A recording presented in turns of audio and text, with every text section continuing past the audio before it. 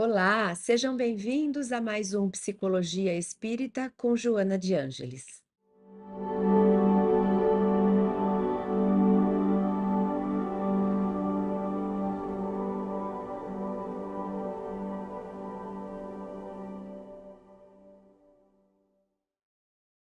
Hoje nosso estudo vai ser com base no capítulo 17 de O Livro Jesus e Atualidades, e nós vamos falar sobre Jesus e insegurança.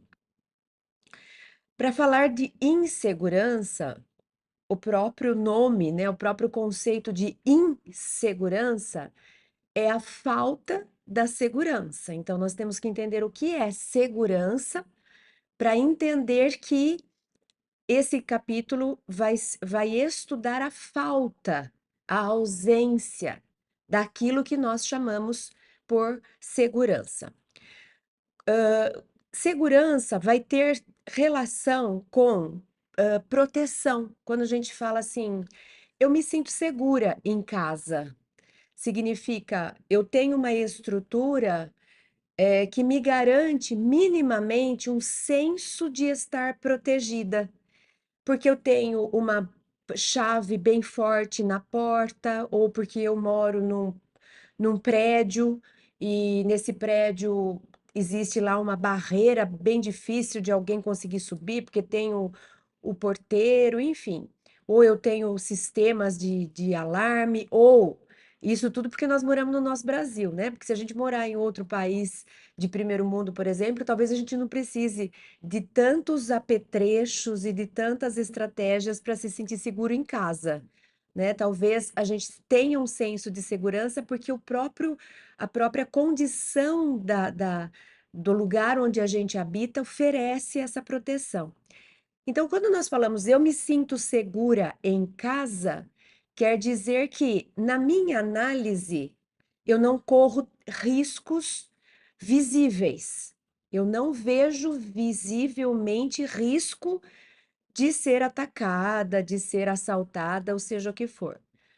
Quando eu digo assim, eu me sinto segura no meu trabalho, o que que eu quero dizer? De novo, olhando ao meu redor, eu não vejo possibilidade aparente, possibilidade clara de nenhum risco. Então, provavelmente eu quero dizer o quê? Eu me sinto, o lugar onde eu trabalho, eu sinto que é estável, é sério, é comprometido com o funcionário. Eu estou num lugar em que eu dou conta. E aí a gente começa a perceber que tem nossa participação interna no senso de segurança. Porque quando eu estou na minha casa e digo assim, eu me sinto protegida dentro da minha casa, e eu vou explicar o porquê, eu justifico com fatores externos.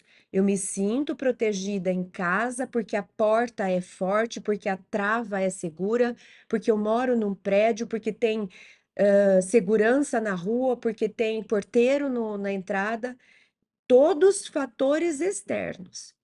Quando eu pego o exemplo de me sinto segura no meu trabalho, eu vou falar de fatores externos, a empresa é sólida, o compromisso com o funcionário é visível, mas eu também trago fatores internos. Eu me sinto capaz de executar a função que eu executo, porque se eu não me sentir capaz, mesmo que a empresa seja sólida, mesmo que exista um compromisso de respeito com o funcionário, ou seja, não vai sair maltratando ou, né, dispensando sem ter uma bela justificativa, mesmo que por fora existam fatores que teoricamente me gerariam segurança, se eu olhar para mim e perceber que eu posso não dar conta de executar a tarefa que eu fui contratada para fazer, talvez ainda assim eu me sinta insegura.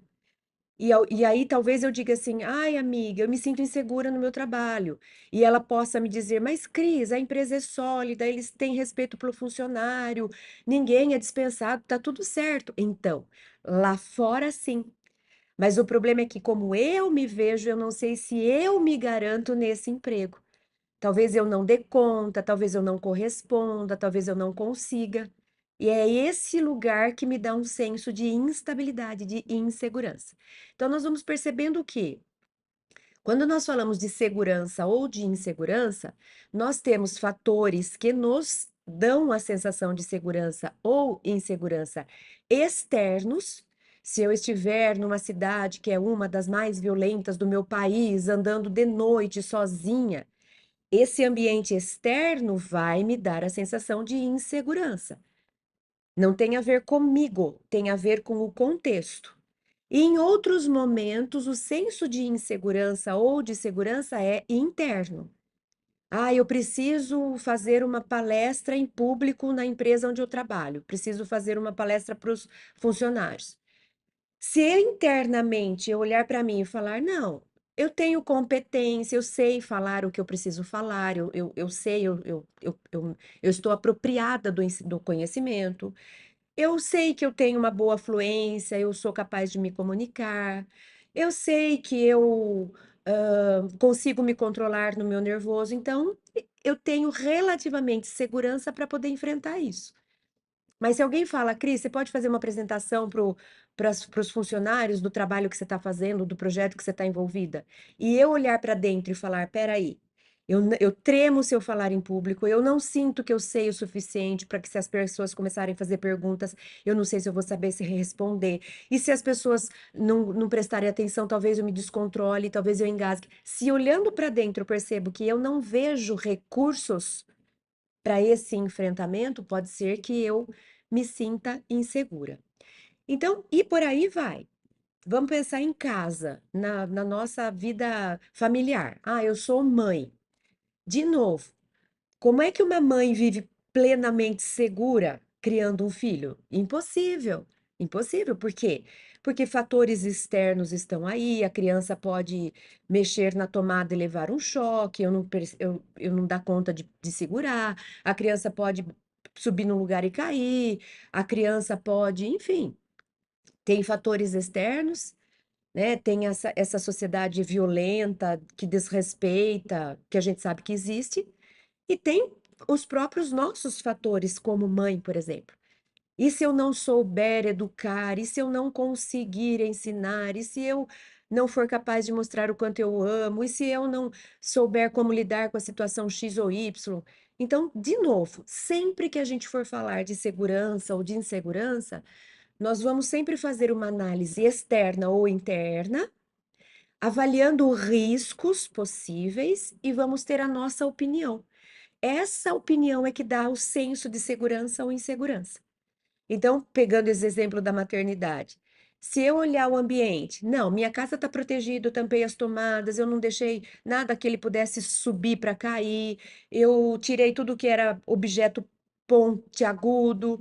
Então, se eu olhei relativamente e eu estou tranquila que eu fiz um bom serviço para proteger o ambiente onde meu filhinho vai começar a andar, e olhando internamente, eu percebo, não, eu tenho para quem recorrer, eu consigo sim, eu me controlo, eu sei, eu tenho noções de educação, eu fui bem educada. Se eu olhar para dentro e falar, eu dou conta, e se eu olhar para fora e falar, o lugar tá bom, isso é uma avaliação de risco que me deu a conclusão de que tá tudo certo, tá tudo ok, está tudo sob controle. Por consequência, eu sinto o quê?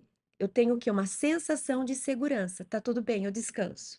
Tá tudo certo, eu providenciei o que precisa, eu dou conta do que é necessário, eu me garanto, eu posso.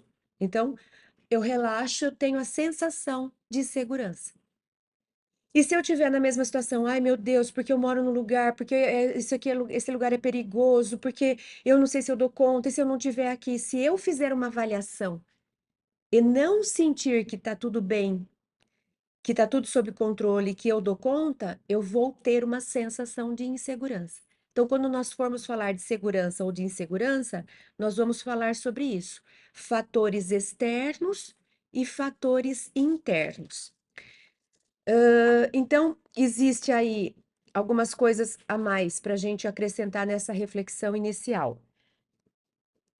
A insegurança é um sentimento caracterizado pelo mal-estar generalizado, sintomas, né? Quando eu estou inseguro diante de uma situação, o que que eu costumo sentir? Quais sintomas me aparecem? Um mal-estar generalizado, ai, não tá bom, tem alguma coisa errada, não tá legal, um mal-estar generalizado. Ansiedade, ai meu Deus do céu, isso aqui não vai dar certo, eu não vou dar conta, isso aqui não vai funcionar, e se acontecer? Ansiedade. Nervosismo, a gente fala, meu Deus, eu tô tremendo, eu não vou conseguir, eu não vou dar conta. Nervosismo. E tudo isso associado a uma percepção negativa de si mesma. Então, esse é um ponto principal para o nosso estudo, porque o ambiente externo, ou a gente consegue influenciar, por exemplo, na minha casa, eu dou conta, eu posso pôr o móvel onde eu quiser, eu posso guardar todos os objetos que são de risco para o meu filho. Agora, eu não posso garantir que lá fora, quando ele estiver na escola, quando ele estiver na rua, eu não tenho como garantir isso. Então, nessa hora é que começa a aparecer recursos internos como compensação para aquilo que a gente não é capaz de dar conta. Então, a gente fala, por exemplo, a fé em Deus. A hora que o meu filho pega a mochilinha dele e vai para a escolinha, eu não estou do lado dele. Eu não vou ser capaz de tirar o objeto da frente para ele não cair. Eu não vou ser capaz de evitar que ele apanhe do amiguinho. Eu não vou ser capaz. Enfim, eu vou ter que entregar. Nessa hora, um recurso interno que me ajuda a não ter ansiedade, a não ficar nervosa, a não ter esse mal-estar, é, por exemplo, a confiança. A confiança em Deus. Mas espera aí. Existe uma lei perfeita que toma conta de tudo, tem o anjo da guarda dele, ninguém passa pelo que não precisa passar, ninguém passa pelo que precisa passar sem apoio, sem ajuda. Então, meu filho tem que ir para o mundo, e ele vai começar enfrentando a escolinha, enfrentando os amiguinhos, enfrentando o ensino, enfrentando a professora e enfrentando ter que dividir, faz parte.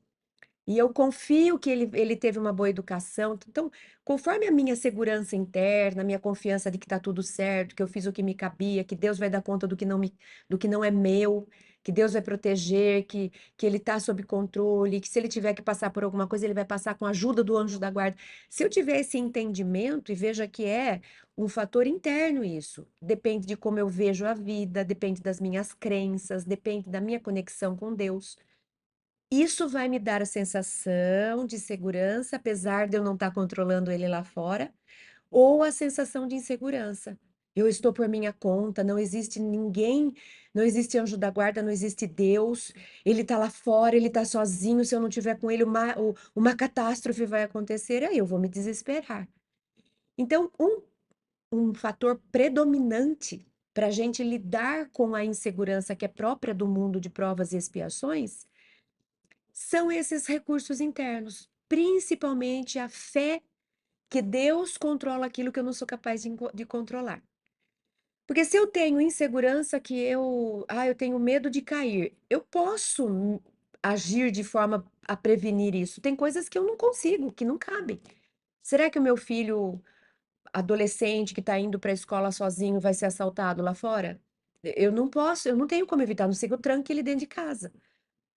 Eu não tenho como evitar isso. Então, aquilo que eu consigo evitar está nas minhas mãos. Eu consigo satisfazer a minha insegurança agindo. E quando eu não sou capaz de agir? Quando não depende de mim? Aí é que a gente vai ver se esses recursos internos me ajudam a refletir, a raciocinar, a ponderar, a aceitar, a me resignar, a entregar para Deus, e aí eu consigo relaxar.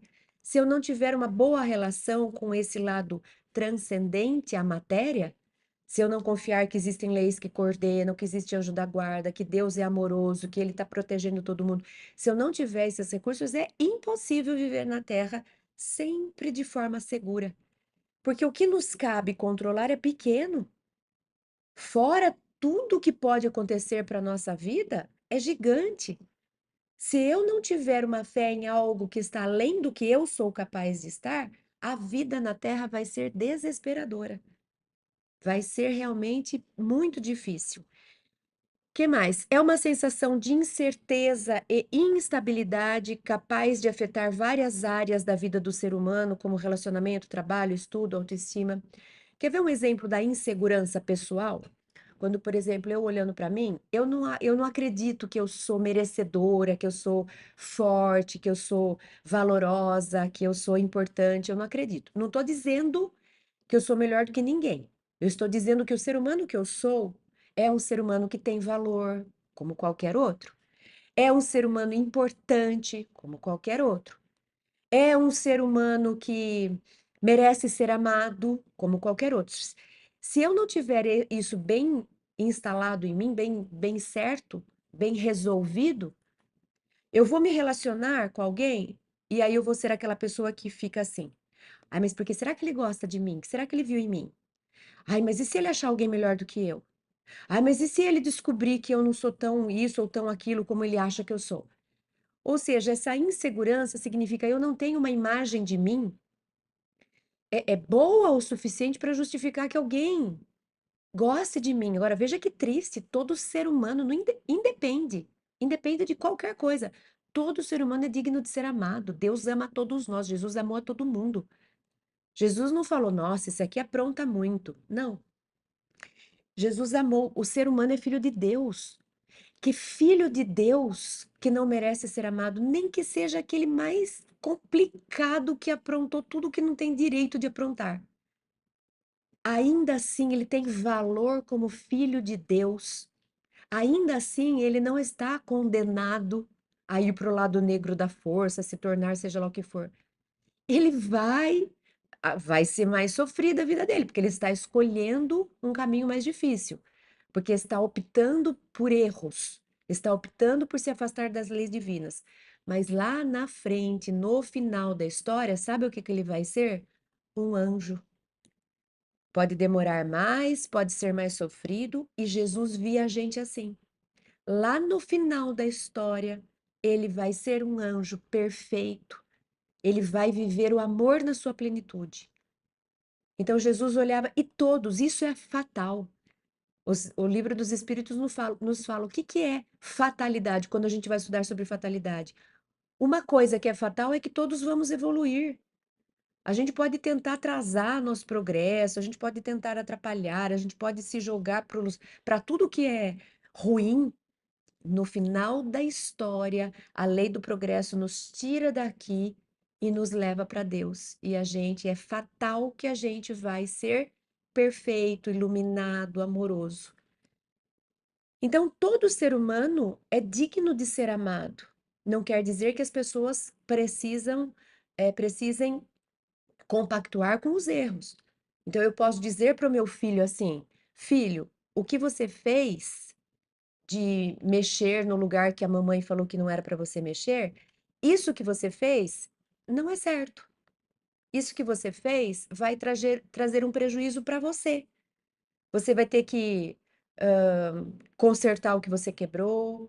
Da próxima vez que você pedir alguma coisa, talvez eu não confie porque você não agiu de acordo com o que a gente tinha combinado. Vai te prejudicar, filho. Isso é uma coisa. Outra coisa diferente é: eu amo você. Eu amo você se você fizer o que eu falei. Eu amo você se você não fizer o que eu falei. Eu amo você, filho. Você é importante para mim. Você é um ser importante para mim. Agora, como um ser importante para mim, eu vou corrigir o que não é bom. Eu vou te mostrar o caminho melhor. Eu vou te chamar atenção quando você estiver desviando. Eu não estou compactuando com os seus comportamentos equivocados. Só que isso não tem nada a ver com o quanto você representa para mim de valor, de importância, de amor.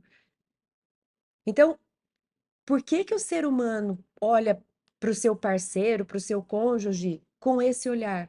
Ai, mas e se ele perceber que eu não sou assim? Ele me ama, ou ele deveria me amar por ser quem eu sou. Eu deveria amar ele por ele ser quem ele é. E não quer dizer que a gente vai passar a mão na cabeça de tudo, quer dizer que eu vou pegar no pé, olha, isso aí que você falou, não me fez bem, eu não me senti bem. Agora, eu achar que eu não sou digna de ser amada, que eu preciso ser de um jeito X ou de um jeito Y, eu não entendi o que é amor. Mas quando a gente tem essa insegurança, quando a gente não é capaz de olhar pra gente com esse valor que eu tô descrevendo, eu acho que o outro também não vai olhar. Se eu me julgo e digo, ah, eu não sou boa o suficiente, eu não sou inteligente o suficiente, eu não sou bonita o suficiente, eu não sou legal o suficiente, se eu me olho desse jeito, lógico que eu vou ficar insegura, esperando que o outro vai descobrir isso e vai me dar um tchau. Então, a insegurança tem a ver com autoimagem, tem a ver com a forma como eu sou capaz de me ver. E eu não estou dizendo que a gente tem que olhar para si procurando só coisas lindas. Nós não estamos nesse grau de evolução, não somos ainda um Cristo. Eu preciso olhar para mim e, apesar das minhas sombras, apesar dos meus erros, dos meus comportamentos que eu ainda não fui capaz de ajustar, eu me amo. Eu me amo sendo eu quem eu sou, eu estou no processo. De vez em quando eu fico triste com o meu comportamento, de vez em quando eu fico irritada com o meu comportamento. Eu me amo, apesar disso tudo. Porque o amor não tem condição. Eu não preciso, para amar alguém, que ele seja de um jeito assim, que ele tenha QI, não sei das quantas, que ele tenha uma aparência. Esse amor é muito superficial, esse amor condicional. Eu amo porque, você viu? O rosto, o corpo, a inteligência, o cargo, o dinheiro, o poder. É mais uma transação de troca, né, de comercial, do que amor verdadeiramente. O amor, ele não vê nada disso. Ele ama esse ser que está ali, ele nem lembra a aparência que o ser tem, o dinheiro que ele tem na conta. Mas eu sei, porque no grau de evolução nosso é muito difícil isso, né? Então, a insegurança tem muito a ver com essa imagem de si e, ao mesmo tempo, a crença em Deus. Esses são os dois fatores principais que nos vão dar uma vida em que a gente vai mais se sentir segura ou mais insegura. Então, se eu falo assim, olha, eu normalmente eu transito pela vida, no trabalho, em casa, onde for, eu transito com segurança, me sinto segura. Me sinto segura profissionalmente, me sinto segura familiarmente, me sinto segura como cidadã. Significa o quê? Que esses dois pontos estão bem, estão equilibrados. Quais são esses dois pontos? Eu tenho confiança em mim, eu sou importante, eu sou valoroso. Não quer dizer que eu sou o máximo, não quer dizer que eu tenha grandes talentos, não. Quer dizer que eu sei me valorizar sendo quem eu sou. Então, eu tenho uma boa imagem de mim e tenho uma boa relação com Deus. Quando eu não der conta, Deus entra. Ai, mas e se for explodir? E se vier um furacão? Eu não dou conta de ver o que que vai acontecer. Eu vou fazer o máximo que eu posso para me proteger e vou confiar que Deus vai fazer o resto. Ah, quer dizer que eu não vou ser vítima do furacão, do terremoto, seja do que for? Não. Pode até ser que eu morra nele, mas eu vou morrer amparada por Deus, que vai saber que isso é o que eu preciso para minha evolução. Além do que eu não morro. Quem morre é o corpo, o meu espírito vai ter uma experiência, depois ele volta para outras experiências. Então, eu fico bem resolvida. Não quer dizer que eu não vou tremer, não quer dizer que eu não vou chorar, mas lá no fundo eu tenho uma sensação de estar tudo bem. Deus está no comando. Aí a gente lembra daquela história clássica, né, que se conta muito, de um navio que enfrentou um maremoto, uma revolta do mar, e as pessoas gritando, e gente se jogando, e o navio que quase virando, e gente indo para bote salva-vidas. E aí, esse escritor que estava a bordo, passando por um menino, viu que ele continuava brincando com seus brinquedinhos tranquilamente. E aí esse escritor que escreveu esse conto pergunta para o menino: "Você não está com medo?" Ele falou: "Ah, um pouco. Mas você não está desesperado? Você não está com medo de que o pior vai acontecer?" Ele falou: "Não." "E por que que você não está com medo?" "Porque o papai está no leme." O pai dele era o comandante ali daquela embarcação. Então ele confiava tanto naquele pai que ele sabia que o pai ia dar um jeito de resolver aquilo. Essa entrega. É uma entrega até diante do impossível, que a gente fala: "Mas o que que você acha que vai acontecer?" Um milagre. A gente sabe que milagre no sentido de algo que aconteça à revelia das leis divinas não existe. Aquilo que Jesus fez e que a gente considera milagres, são todos possíveis de serem explicados de acordo com as leis que regem o universo. Ele disse: "Eu não vim aqui derrogar nenhuma lei." O problema é que a gente tem muitas leis que a gente pode usar, mas a gente ainda não conhece. Jesus já conhecia. Jesus conseguia impor as mãos e fazer curas mediúnicas, usando o quê? Os fluidos. A gente ainda não está nesse nível, nem todos nós, alguns já conquistaram. Então, a segurança é isso. Olha, eu não dou conta, eu não sei, mas Deus vai dar. E Deus vai dar não significa que ele vai fazer o que eu quero que ele faça, significa que ele vai fazer para mim o que eu preciso que ele faça, o melhor para mim. Então, segurança vai ter relação com isso, com uma imagem que eu tenho de mim em que eu enxergue o meu valor e com a minha conexão com Deus em que eu posso me entregar para ele dar conta daquilo que eu não dou. Aí a gente vai se sentir com segurança. Vamos então entrar em Joana. Ela começa, eu selecionei alguns trechos e ela diz: segurança na Terra é conquista muito difícil e remota, em face da condição de ser planeta de provas e expiações. O processo evolutivo sempre se apresenta exigindo árduos esforços nas lutas em que todos se devem empenhar. Então, se quem eu sou, né, ou como eu me vejo, influencia na forma como eu me sinto, ou seguro ou inseguro, então a gente já pode imaginar que será muito comum na Terra, que é o mundo de provas e expiações, a gente sentir insegurança, porque a gente é muito imperfeito ainda. Então, quando é que eu vou poder olhar para mim e falar assim: eu me garanto, eu já sei tudo, eu já evoluí, nada me abala? Jesus não era abalado por nada. Jesus era a segurança, Jesus não tinha insegurança de nada. Por quê?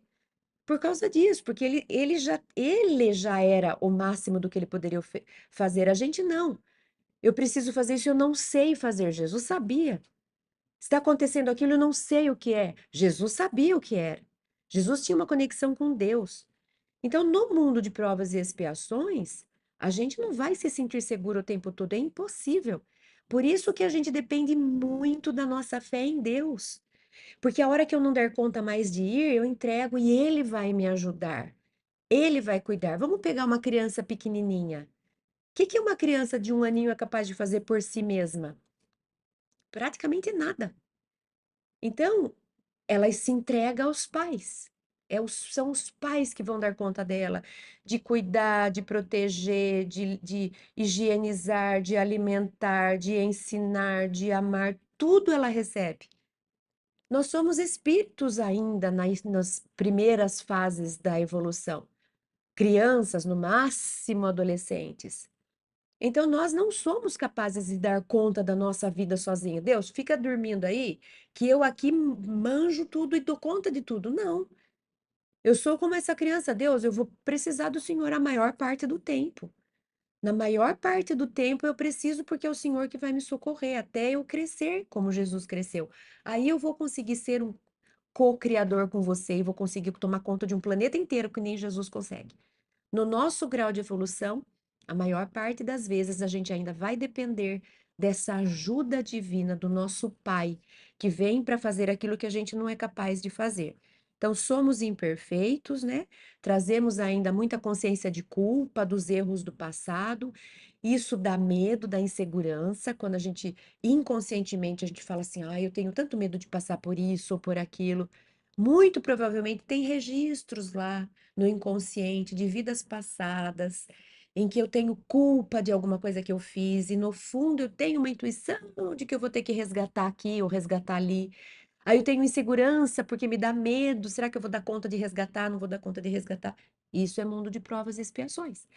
Nós somos imperfeitos, a gente vem para a Terra para resgatar muito do que a gente fez equivocadamente, e lógico que vai dar insegurança. Vai dar insegurança, porque a gente não sabe se vai dar conta dessa vez. Ai, da outra vez eu estive numa posição de poder e subjuguei todo mundo, escravizei todo mundo, me aproveitei de todo mundo. Aí o tempo passa, eu me arrependo, me proponho uma nova experiência e volto. E volto para ficar no poder de novo para ver se agora eu faço direito. E a insegurança de fazer tudo errado de novo? E a insegurança de ser arrastado de novo pelos atavismos do passado? Então, mundo de provas e expiações, impossível a gente não ser visitado pela insegurança. Joana fala também, igualmente, a constituição somática, o corpo físico, né? Frágil, sujeita a muitos fatores que a agridem, proporciona estados transitórios, de harmonia, alterados por desgastes, desajustes e renovação constante de peças. Então, o nosso corpo é passageiro e é frágil. Só isso já dá muita sensação de insegurança. Imagina, a gente tem sensação de segurança assim, porque se eu sair daqui, pegar o meu carro e eu sofrer um acidente, esse corpo é tão frágil que eu posso, num acidente, morrer. Morrer se um órgão for esmagado, afetado, eu morro. Então a gente corre risco. Às vezes a gente se corta com papel. Quem é que não se corta? Eu sou a mestre em me cortar com papel. Eu vivo fazendo corte e dói, demora para cicatrizar e me incomoda. Um papel. Um papel foi capaz de me dar um sofrimento. Esse é o corpo da matéria. O corpo físico, somático, ele é frágil. Ele é frágil, ele corre muito risco. A gente comeu um alimento ali que tinha uma bactéria invisível. A gente pode parar no hospital precisando fazer 1000 procedimentos, derruba a gente. A gente viu aí na pandemia o que um vírus fez para uma humanidade inteira. Então, por esse ponto de vista, o corpo é muito frágil. Como que eu vou ter segurança? Se eu corro o risco de sofrer um acidente, de ter uma doença e de a qualquer momento perder o meu corpo, perder uma peça do corpo, né? Então me dá insegurança. Eu fico olhando meu filhinho e aí esse filhinho é frágil. E se alguma coisa acontecer com ele, se ele levar um tombo, se ele bater a cabeça, é frágil o corpo. Ao mesmo tempo, a gente tem histórias que falam, nossa, como o corpo humano é forte. Por quê? Porque existe uma lei divina que comanda nossas experiências. Então, se no meu programa eu não tiver relação, se meu programa não tiver relação, por exemplo, com um acidente, e eu tenho um programa que eu vou desencarnar velhinha, as leis divinas protegem. Então, se eu for sofrer um acidente, eu sofro um acidente, mas eu não morro no acidente. Existe uma lei que cuida. Isso é o que vai nos dar segurança. Ou seja, o meu corpo é muito frágil. No entanto, existe uma lei que vai me afastar das experiências que podem pôr em risco esse corpo frágil. E se eu vivenciar essa experiência e realmente sofrer, o corpo sofrer, eu até morrer, é porque estava no meu planejamento. Isso se a gente usar bem nosso livre-arbítrio. Presta atenção que isso é importante. Não dá para sair fazendo loucuras e falar: "Ah, não, mas Deus vai me proteger. Se não tiver para eu desencarnar com acidente, eu posso pegar o meu carro, sair a 200 por hora, que Deus vai me proteger". Não, porque ele também permite que a gente tenha o livre-arbítrio. Mas se a gente fizer a nossa parte, se tivermos uma vida coerente, se estivermos buscando acertar, ainda que de vez em quando a gente cometa alguns equívocos, Deus prevê isso. Ele sabe que somos imperfeitos. Então ele tem uma tolerância. Ah, a Cris andando fazendo isso, está começando a se pôr em risco, mas veja, é imperfeição, está com intenção boa, então eu vou dar uma protegida nela. Chega uma hora que ele fala, agora ela está precisando aprender por si só. A gente faz isso com criança. Filho, não mexe ali, filho, não mexe ali, eu afasto. Chega uma hora que eu falo assim, então vai, mexe. Aí mexe, dói, chora, machuca, aí aprende. Então, por um tempo, ele vai protegendo. Chega uma hora que ele fala, agora você tá querendo tanto que eu vou ter que deixar você agir assim para você sentir o que que é. Então, de um lado, nosso corpo é frágil e isso nos dá insegurança, e aí nessa hora é que a gente recorre a Deus, sabendo que ele supre a fragilidade do corpo, protegendo a gente para a gente cumprir o que a gente veio fazer aqui na Terra. Do ponto de vista emocional, as heranças que jazem no espírito responsáveis pelo seu crescimento surgem e ressurgem em forma de angústias e alegrias, que se sucedem umas outras até o momento da libertação. Então, Joana está falando aqui a respeito dos nossos conteúdos do inconsciente, que ora eles constelam, esses complexos constelam e nos deixam mal. Às vezes a gente fala assim: nossa, faz uns dias que eu tô melancólica, triste, depressiva, não sei por quê, não sei o que aconteceu, não faço relação com nada. Pode ser que seja um conteúdo do passado que voltou. E como vem do inconsciente, eu não sou capaz de mensurar, de explicar, de ver realmente. Fica para mim como uma impressão, uma sensação. né? Então, isso também me causa uma certa insegurança. Ai, aí a gente começa, ai, será que vai acontecer alguma coisa? Ai, será que é um prenúncio de algo? Ai, eu ando muito triste.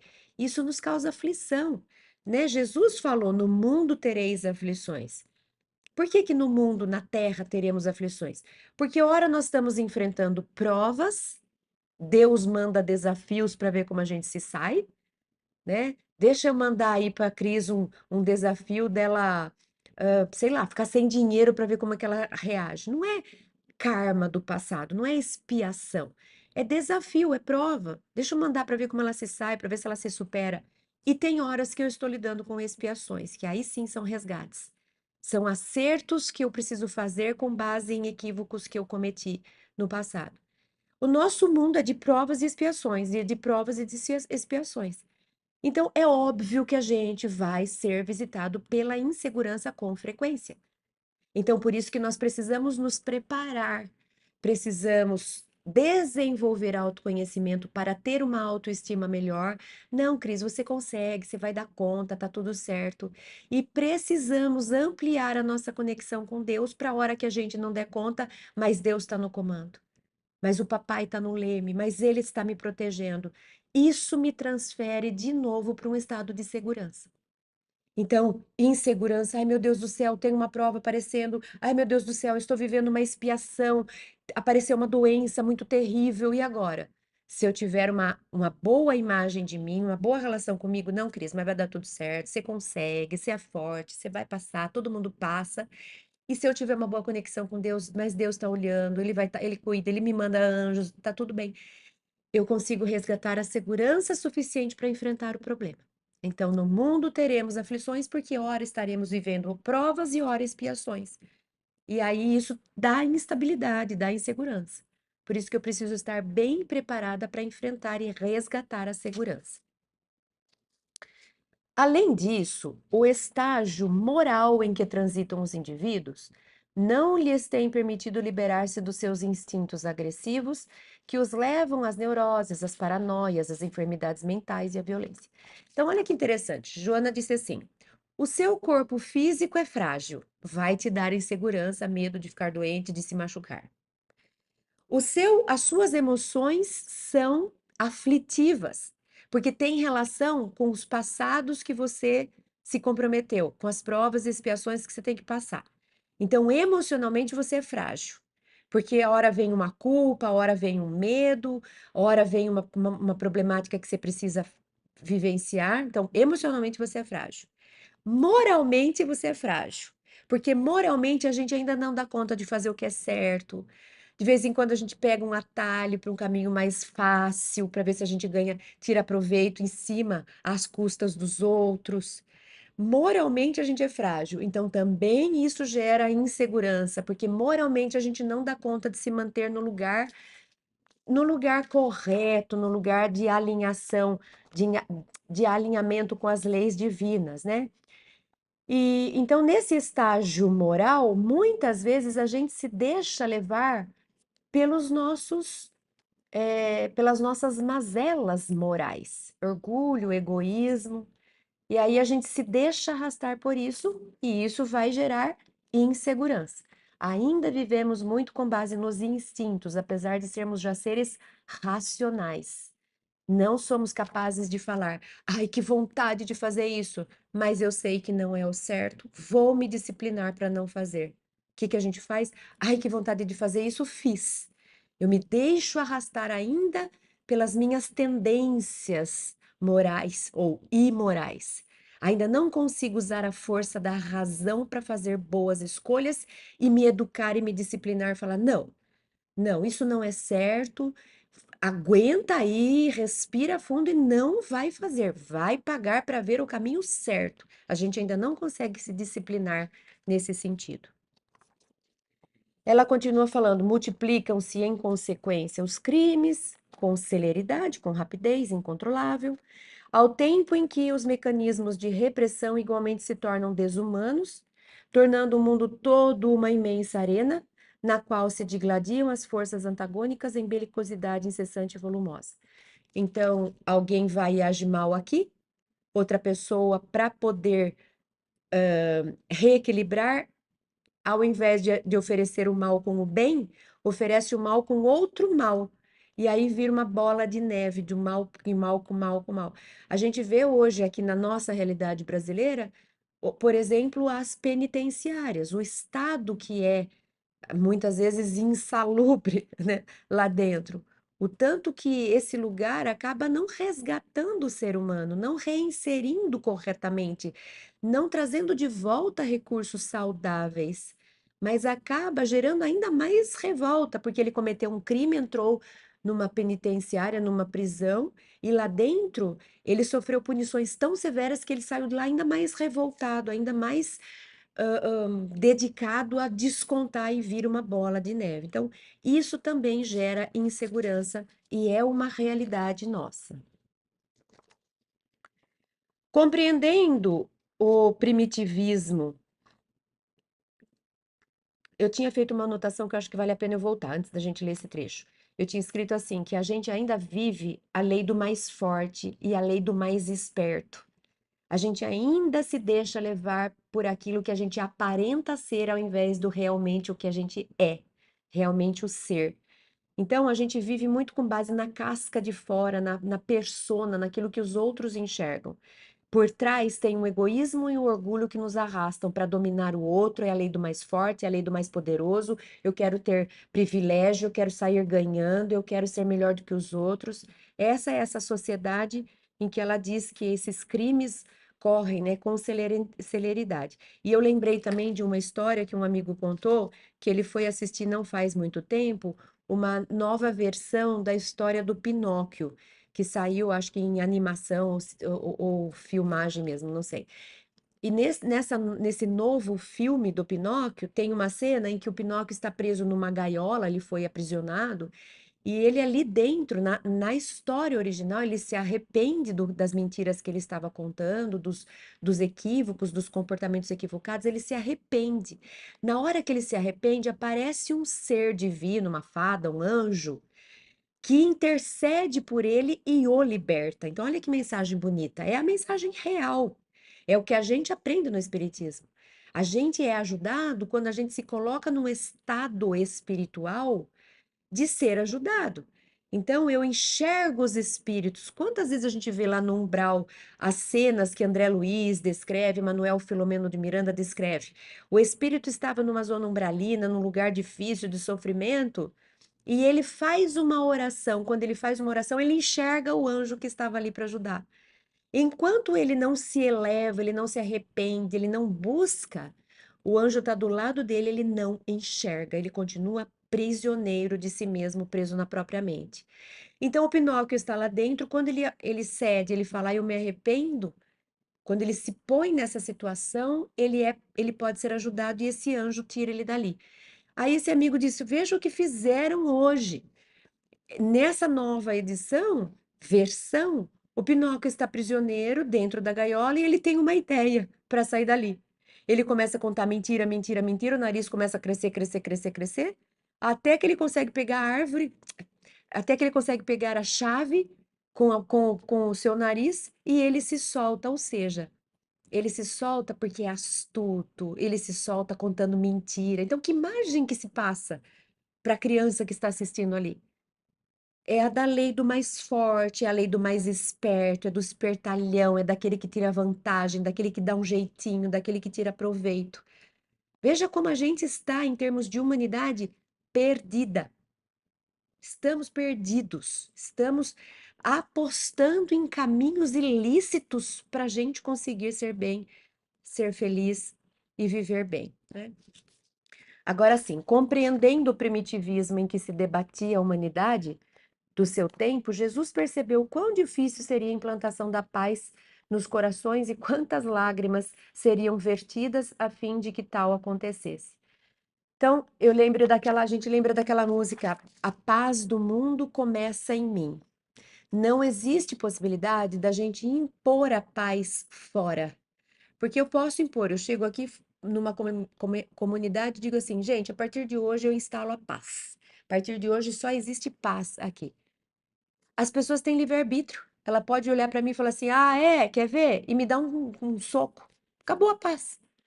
Porque eu não mando, eu não ordeno. Deus não ordena, ele deu livre-arbítrio.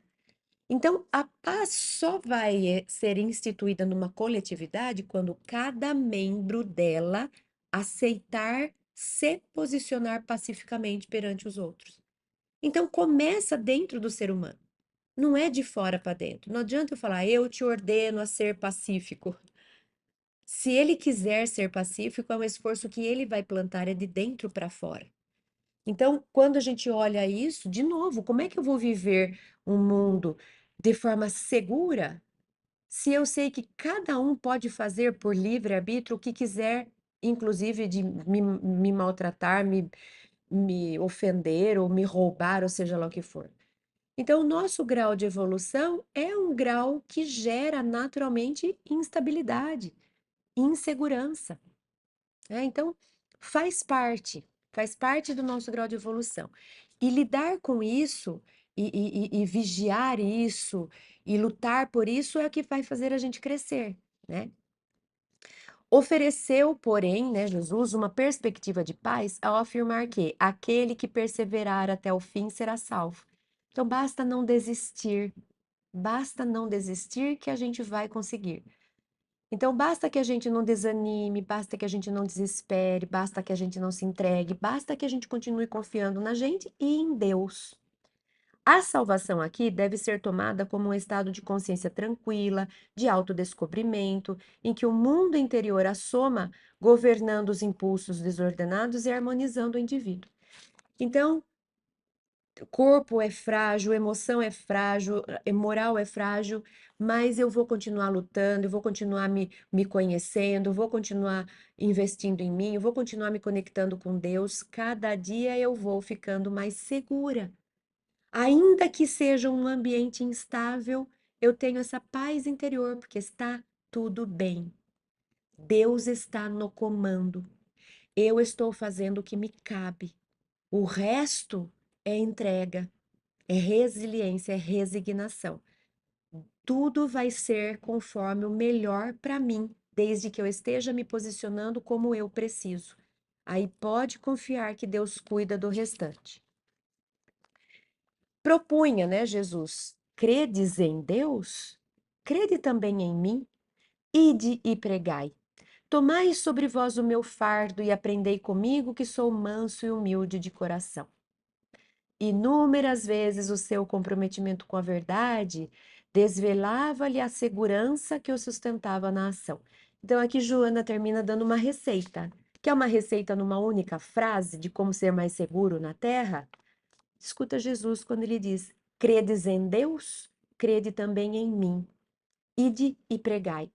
Tomai sobre vós o meu fardo e aprendei comigo, que sou manso e humilde de coração. Ou seja, me siga. Viva da melhor forma possível os ensinos do Cristo. Se cristianize, se cristifique, se torne um Cristo. Faça um esforço diário para isso. Viva em conexão com Deus, credes em Deus. Essa é a receita para a gente desenvolver segurança no mundo de provas e expiações. Viver seguindo o Cristo e estar sempre com a fé em Deus renovada. Jesus ensina como deve o homem lograr a sua evolução psíquica, que deve ser desenvolvida simultaneamente com a orgânica, o que demanda tempo, não é de hoje para amanhã. E por isso não apresenta receita salvacionista ou simplista, de ocasião. Antes, propõe o amadurecimento pelo esforço constante, mediante avanços e recuos, para fixar o aprendizado e prosseguir até a meta final. Então, para a gente se tornar cada vez mais seguro, é só um processo de desenvolvimento, de amadurecimento. Quanto mais maduro em termos espirituais, mais a fé em Deus se desenvolve, mais sensação de segurança a gente tem. Não é da noite para o dia, não é fácil, mas é um constante. Cada passo que a gente dá, a gente gera um ambiente melhor, um ambiente mais favorável, uma sensação de mais segurança e a gente vai facilitando a própria vida. Então, a gente fala que a evolução é em PG, é em progressão geométrica. Por quê? Porque eu faço um esforço para ficar um pouco melhor, agora o próximo esforço não é tão difícil.